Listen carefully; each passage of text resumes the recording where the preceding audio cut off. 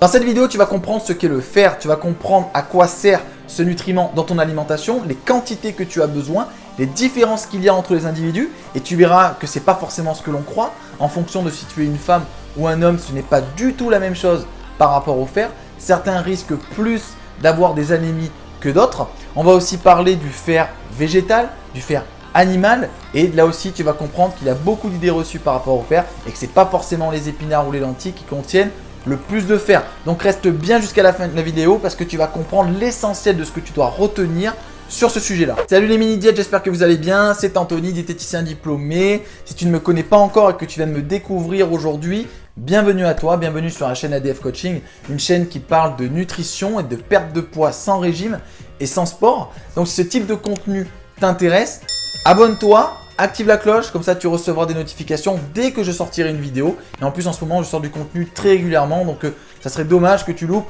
ce contenu là. Donc fais-le dès maintenant, parce qu'après la vidéo va commencer et tu vas oublier. Donc qu'est-ce que le fer? Le fer fait partie de la famille des micronutriments. C'est un minéral présent en petite quantité dans ton corps. On parle d'oligo-éléments.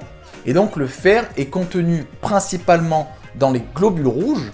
Et son rôle, c'est de transporter l'oxygène à tes cellules et de récupérer le CO2. Donc on va passer sur mon tableau et je vais t'expliquer où est-ce que tu peux retrouver le fer. Je vais te schématiser tout ça pour que tu puisses avoir une vision d'ensemble. Donc dans ton sang, tu as ce que l'on appelle des globules rouges. Donc tu connais certainement ce mot-là. Donc les globules rouges, en fait, ce sont des cellules, des cellules vivantes qui sont présentes dans ton sang. Okay, et leur rôle, c'est de prendre l'O2 qu'il y a dans le sang, de le fixer et de l'amener à ton corps, aux cellules de ton corps. Donc comment le globule rouge fait pour fixer l'O2? Tu doutes bien qu'il y a un lien avec le fer. Et bien justement, dans les globules rouges, il y a ce que l'on appelle de l'hémoglobine. Donc en fait, ce sont des protéines particulières dont leur rôle est justement de fixer l'oxygène. Donc en fait, tu as le globule rouge, à l'intérieur, tu as de l'hémoglobine et tout ce package permet de fixer l'oxygène. Donc, pour zoomer un petit peu plus, c'est pour vraiment que tu comprennes. Parce que ça, c'est très important parce que c'est grâce à ça que tu vas comprendre pourquoi les lentilles et les épinards ne sont pas forcément des bonnes sources de fer. Donc, si on zoome sur l'hémoglobine.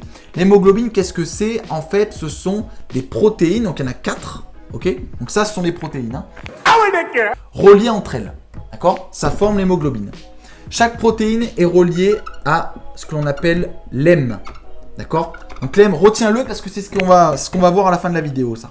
L'hème. Chaque hème contient un atome de fer. Et chaque atome de fer peut fixer un oxygène. Donc voilà à quoi sert le fer dans ton organisme. Il est présent dans l'hémoglobine. L'hémoglobine est présent dans le globule rouge et c'est grâce à ce minéral-là que tu vas pouvoir fixer l'oxygène et même le CO2 et approvisionner correctement tes cellules.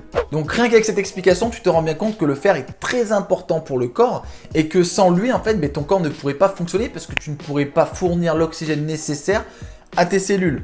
Donc voilà pourquoi il est important et primordial de consommer du fer, mais tu verras que c'est pas si simple que ça et qu'en fonction des hommes et des femmes, ça diffère énormément et c'est ce que je vais t'expliquer maintenant. Donc si on mange pas de fer, est-ce que l'on peut mourir?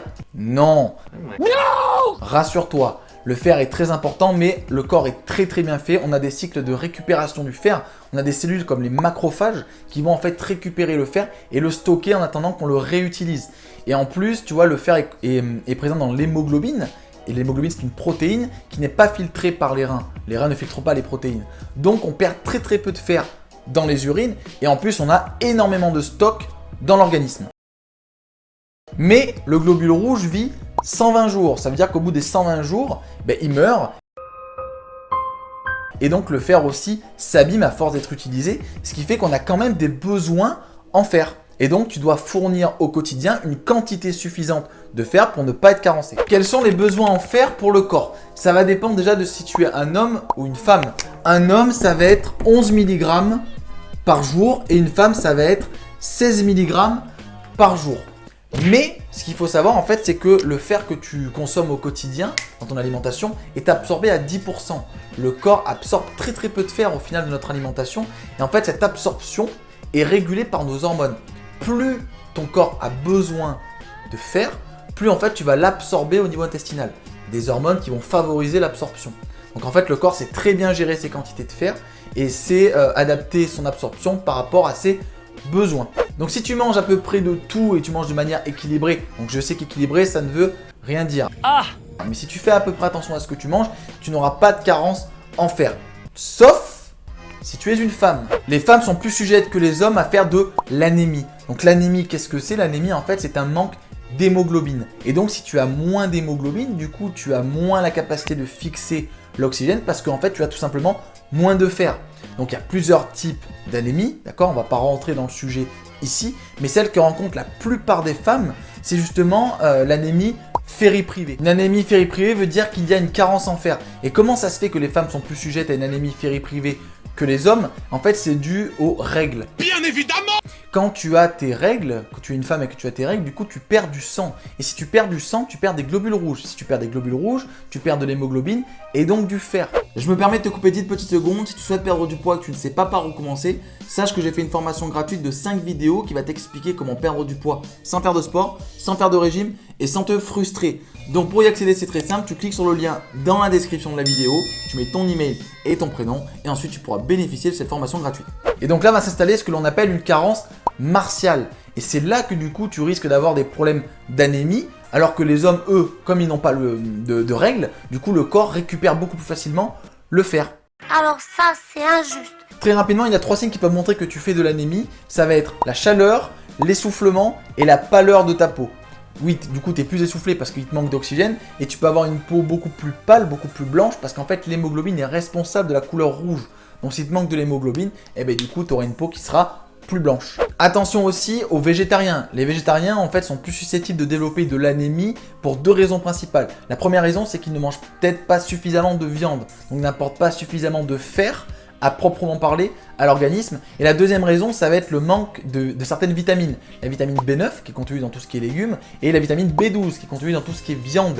Et le fait de manquer de ces vitamines-là va t'empêcher de produire correctement ton hémoglobine. Donc ton hémoglobine ne sera pas fonctionnelle si tu veux. Donc soit en fait tu manques de fer, soit tu manques de vitamines. Donc attention aux végétariens et surtout attention aussi aux femmes végétariennes du coup. Parce qu'il y a le fait que l'alimentation végétarienne, ben voilà, non pas pour tout le monde, il y en a qui arrivent très bien à le gérer, mais peut potentiellement t'amener une carence en fer, et aussi le fait que tu aies tes règles. Donc les deux cumulés, ça peut aggraver ton anémie. Là on va arriver à la partie très intéressante, où retrouve-t-on le fer dans l'alimentation? Et là tu vas voir que c'est pas forcément ce que l'on croit, et qu'il y a beaucoup d'idées reçues par rapport à ce nutriment là justement. Donc déjà il y a 2 types de fer. On va passer sur mon tableau. Tu as le fer héminique, ok? Donc là, je te marque en entier parce que c'est important de le comprendre ça. Hein. Fer héminique et tu as le fer non héminique. Ok? Donc là, ça va être du Fe2+, et là du Fe3+. Voilà, comme ça, tu as tous les éléments. Le fer héminique, ça veut dire qu'il est relié à l'hème. L'hème, on l'a vu au tout début, c'est ce qu'il y a dans l'hémoglobine. Et le fer non héminique, c'est qu'il n'est pas relié à l'hème. Pour faire simple, le fer héminique est contenu dans tout ce qui est animaux. Ok? Donc la viande rouge, voilà, tout ce qui est viande.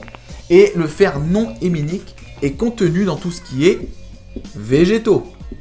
Donc les épinards, les lentilles, etc. Y a-t-il une différence entre le fer héminique et le fer non héminique? La réponse est oui. Le fer héminique, le fer qui est présent dans les produits animaux, est absorbé en moyenne à 25%. Ça veut dire que tu vas absorber un quart du fer que tu manges quand il est là-dedans, alors que les végétaux est absorbé à 5%, 5 à 10%. Ok? Donc en fait, le fer qui est issu des végétaux, donc je te le rappelle, hein, les lentilles, les épinards, etc., sont 4 fois moins absorbés que le fer qui est contenu dans les animaux. Et ça, c'est très important et tu vas comprendre pourquoi. Parce que regarde, les lentilles, dans 100 g de lentilles sèches, tu as environ 8 mg de fer. Ce qui est énorme. Parce que tout à l'heure, je te rappelle, les besoins, c'est 11 mg pour les hommes et 16 pour les femmes. Donc dans 100 g, c'est énorme. Et dans le bœuf, tu vois, tu as que 3 mg en moyenne. Sauf que l'assimilation du fer dans le bœuf est de 15%. Ok ? Alors que l'assimilation dans les lentilles, elle est de 4%. Donc en fait, les lentilles contiennent effectivement beaucoup plus de fer que la viande. Par contre, elle est assimilée beaucoup moins, enfin le fer est assimilé beaucoup moins que dans la viande. Ce qui fait qu'en fait, la viande est beaucoup plus intéressante au niveau du fer que les lentilles. Donc déjà là avec cet exemple tu comprends que le fer qui soit contenu dans les animaux ou les végétaux c'est pas du tout la même chose, il n'est pas assimilé du tout de la même manière. Et en plus ce qu'il faut rajouter c'est qu'il y a des facteurs qui vont empêcher l'absorption du fer et ces facteurs sont les phytates, oxalates et les tannins. Les phytates c'est tout ce qui est acide phytique, donc ces molécules là sont contenues dans les céréales complètes et dans les légumineuses en très grande quantité et vont en fait empêcher d'absorber le fer de ces aliments là. Tout ce qui est tanin et oxalate, c'est principalement contenu dans tout ce qui est légumes. Et pareil, ça va diminuer l'absorption du fer. A contrario, ce qui peut augmenter l'absorption du fer, ça va être la vitamine C. Donc là, pour le coup, elle est présente dans tout ce qui est fruits et légumes. Et ça va être aussi la vitamine A. Et surtout, et ça c'est très important, les faibles réserves dans l'organisme. Parce que plus ton corps, comme j'ai expliqué tout à l'heure, a besoin de fer, plus il va adapter son intestin pour absorber plus de fer. Et ça, c'est un phénomène qui est très présent pour beaucoup de minéraux comme le calcium par exemple. Donc ça on a vraiment un corps qui est très bien fait et grâce à ça, ça évite justement de développer des carences. Si tu es un homme et que tu manges équilibré, tu n'auras pas forcément besoin de faire attention au fer et de t'en préoccuper. Ton corps sait très bien le gérer tout seul, ton alimentation t'apporte suffisamment de fer donc tu n'auras pas de problème à ce niveau-là. Par contre, si tu es une femme qui a en plus des règles abondantes et qui en plus est sujette à faire de l'anémie, là je te conseille de faire très attention et de voir avec ton médecin justement par l'intermédiaire d'une prise de sang pour voir si tu as des problèmes avec le fer et si c'est le cas, il te conseillera certainement une supplémentation. Si la vidéo t'a plu, n'hésite pas à mettre un j'aime, n'hésite pas à la partager à toutes les personnes qui se posent des questions par rapport au fer. Je sais qu'il y a beaucoup d'interrogations sur ce sujet-là. N'hésite pas à mettre un commentaire si tu as des questions particulières, je prendrai le temps d'y répondre. Et sinon, d'ici là, écoute, je te souhaite de passer une excellente journée. Je te mets ici 2 vidéos qui peuvent t'intéresser et je te dis à plus tard.